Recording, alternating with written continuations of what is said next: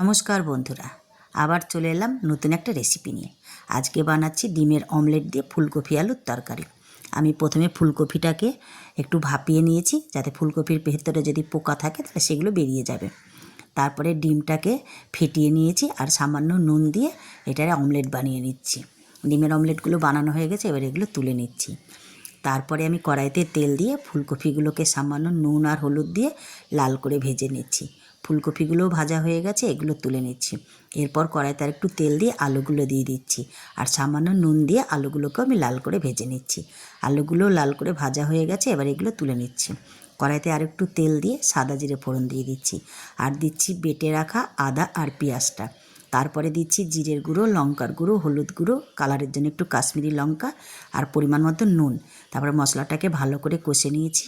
মশলাটা থেকে যখন তেল বেরিয়ে গেছে তখন ভেজে রাখা কপি আর আলুটা দিয়ে আবার একটু ভালো করে কষে নিয়েছি।